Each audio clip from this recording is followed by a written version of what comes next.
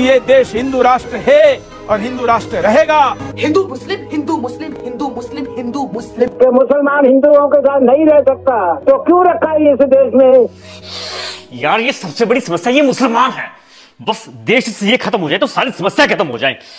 पता नहीं मोदी जी समस्या का समाधान कब करेंगे। अरे अंकल, कितनी देर से देख रहा हूं, आप बस टीवी में घुसे हुए हो। मैं इतनी देर से बैठा हुआ हूं, थोड़ा ध्यान मेरी तरफ भी दे लो, मुझसे भी दो बातें कर लो। अरे सॉरी बेटा, बस थोड़ा दिमाग आजकल गर्म रहता है, थोड़ा ध्यान नहीं रहा था। और सुनाओ, सब बढ़िया चल रहा है? हाँ सब बढ़िया अंकल, आप सुनाओ, क्या बात है? काफी टेंशन में नजर आ रहे हो।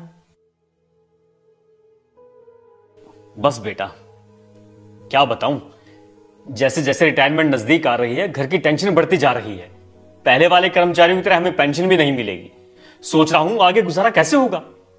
छोटे वाले लड़के की फीस, रैंक भी इतनी अच्छी आई थी, हरियाणा के गवर्नमेंट इंस्टीट्यूट में नंबर भी पड़ गया था, लेकिन सरकार ने फीस को सालाना 50,000 से बढ़ाकर सीधे 10 लाख कर दिया।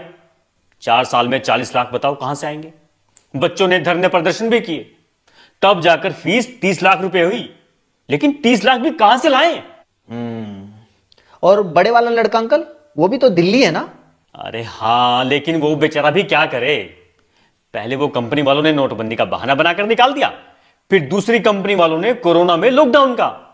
अब कुछ दिन पहले ही नई नौकरी मिली है, लेकिन कब तक प्राइवेट कंपनी को क्या भरोसा। हाँ ठीक है अंकल, वैसे थोड़ी मेहनत तो लगती है, अच्छा होता अगर किसी गवर्नमेंट जॉब की तैयारी करवा देते।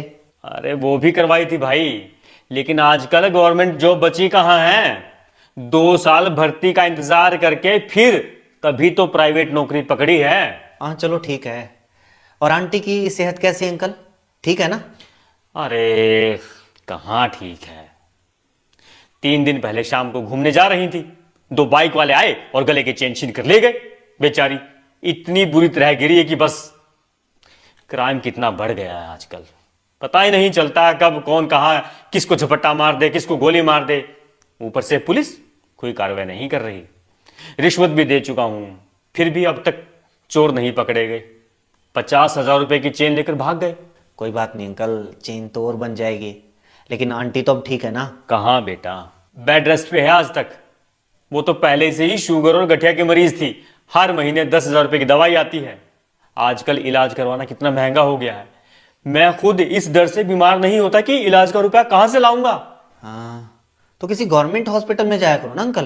अरे गवर्नमेंट हॉस्पिटल में जब तक ओपीडी की पर्ची कटती है, उससे पहले तो मरीज की दुनिया से पर्ची कट जाती है।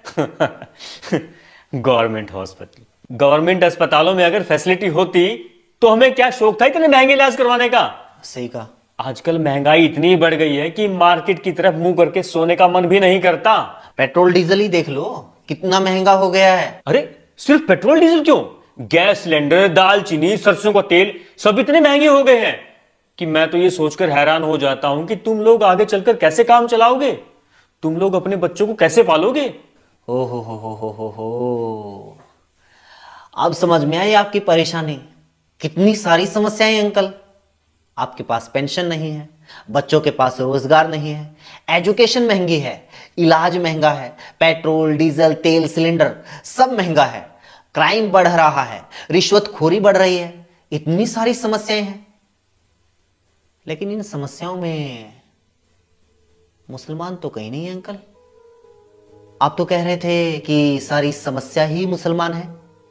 आपको पेंशन नहीं मिल रही मोदी की वजह से, बच्चों को रोजगार नहीं मिल रहा मोदी की वजह से, क्राइम बढ़ रहा है बेरोजगारी की वजह से, बेरोजगारी बढ़ रही है मोदी की वजह से, शिक्षा महंगी मोदी की वजह से, इलाज महंगा मोदी की वजह से, तेल सिलेंडर खाने पीने की चीजें महंगी मोदी की वजह से। बताओ आपकी समस्या मुसलमान है या मोदी? अरे बेटा इतना तो कभी सोचा ही नहीं। वो टीवी में तो सारा दिन। हाँ बिल्कुल अंकल, टीवी में यही दिखाया जाता है ताकि आप लोग कभी अपनी असली समस्याओं के बारे में, देश की असली समस्या के बारे में सोच ही ना पाओ, मोदी की नाकामियों के बारे में सोच ही ना पाओ, मोदी से कभी सवाल पूछ ही ना पाओ। इसलिए टीवी में यही दिखाया जाता है।